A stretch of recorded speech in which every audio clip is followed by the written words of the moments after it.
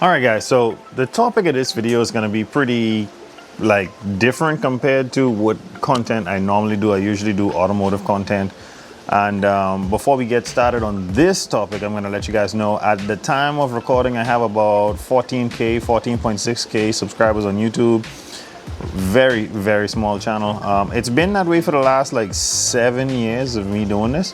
And I wanted to let you guys know how it feels to be a small YouTuber, because most of us can relate to the smallness of, you know, being a creator than compared to the bigger names like the Mr. Beasts, like the Adam LZs, like the massive names out there that carry the genre of why a lot of us want to be YouTubers. So what it really feels like, and it's gonna sound very funny, it's like when Christmas is coming when you're a child. You know what's coming, you know when it's coming. It's just that you gotta keep being nice to get there. So it's the same with YouTube. It's like, you know within yourself that it just takes one video. It does not take 1,000 videos. It does not take 20 videos. It doesn't take 10 videos. It just takes one. And what I mean by it just takes one is you could be working for 10 to 15 years on YouTube, and in that 15th year, you could just have a massive blow and a big video comes out on your channel. And then people just flock to the videos like never before. You could also post your first video and you could have a massive blow. You just don't know when or how it's gonna happen.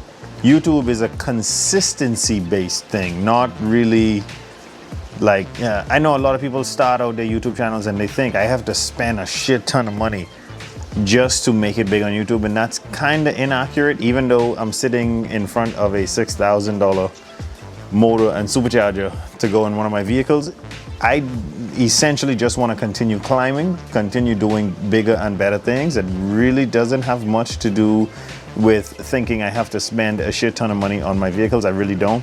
There are videos you can make that, like this one, where you don't spend a dime to make them. So being a small YouTuber is frustrating. I'm not going to sugarcoat it for any of you.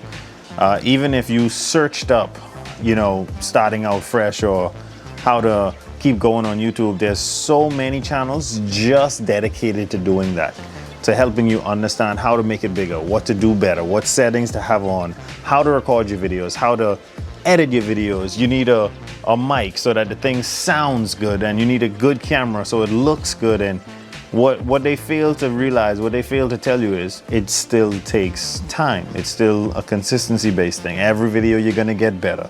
You're gonna get better at talking to the camera. You're gonna get better at vlogging. You're gonna get better at recording the things that you do on your vehicle.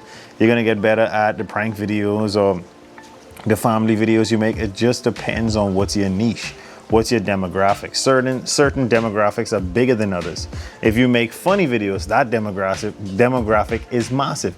If you make food videos, that demographic is massive. But if you do car videos, it's kind of a niche thing. If you do yarn videos, that's a niche. If you do like something small, it's gonna take longer and longer to get to the upper, whatever you want to call it, of YouTube. But it still isn't a means of, oh, I should give up. It's a means of, I know Christmas is coming. I better be consistent in being nice because Christmas is coming. It's the same thing we talked about at the beginning of the video. So I'm one of those people that believes that the only time you fail is when you give up. I promise you. That's just been my MO for as long as possible. If you look on my arm, you're gonna see Rock Lee right there and Rock Lee there. If you know anything about Naruto, you know that Rock Lee had to work extremely hard, and he still, quote unquote, failed in a big exam. But at the end of the day, a lot of people gained a lot of respect for him, and he made it big pretty much after that. But essentially, YouTube is the same way. You keep pushing, you keep moving, you set goals, you set standards for yourself, including social media. If you only do YouTube, that's different, but I do YouTube, Instagram, TikTok, Facebook. And the only way to get those platforms on a bigger level, because you don't need just YouTube to blow. If you blow on TikTok, you can try to translate that audience to your Instagram and to your YouTube. You only need to blow on one platform. So being narrow-minded really cost me a lot of time as well, thinking that, oh, I just need to blow on YouTube. Nah, you can, anywhere you gain traction or gain momentum is a good thing. Anywhere you get people talking about your videos is a good thing. So that's how you got to think about it as well. But being a small YouTuber is definitely a challenging thing, because it cannot be very rewarding. It won't be very rewarding in the beginning, but it will be if you stick with it and you keep going. And if you have a love for it, that really makes it that much better. If you come and you record videos that you don't really like, you're not going to be consistent with it. I've been in it for 7 years, and as you guys can see, I have 14,000, almost 15,000 subscribers to show for it. Not many views on singular videos. No, I've never had a viral video, nothing like that. But I'm not gonna stop, I promise you that. That's just who I am, and that's just what I'm gonna keep doing. And you're gonna get a lot of people that laugh at you. You're gonna get a lot of people that don't believe in you. There's only one person in this life that you need to believe in you, and that's you. You don't need the next person to see what you're doing or to hear what you're doing for it to be valid. Even though we do get our validation a lot of time from outside sources, we do need to understand that this game is for us to play.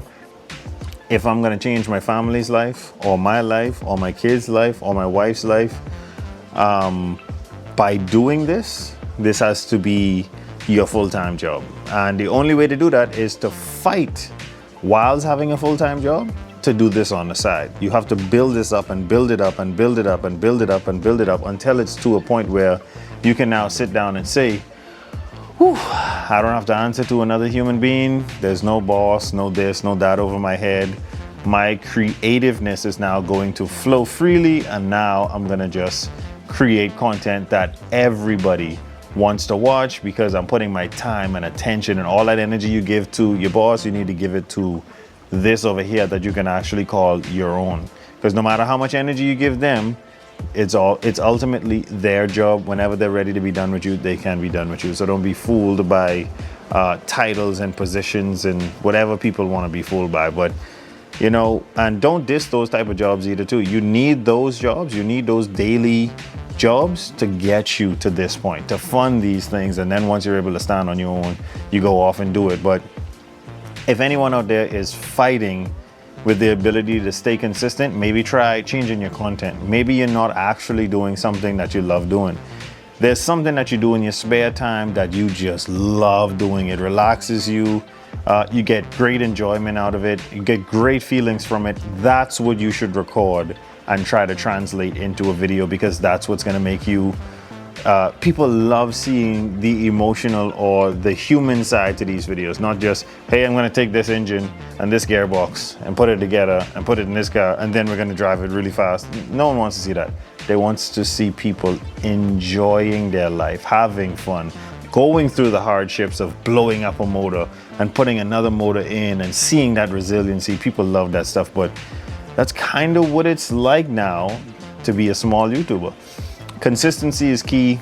Don't watch the views, don't watch the likes, respond to every comment and just keep going. That's my biggest piece of advice. Also, do a lot of research into your own niche to find out what videos has blown in the past and what could possibly you could remake or put your spin on those videos and make your own in the future. But that's all the advice I have for you guys today on being a small YouTuber, because I am one.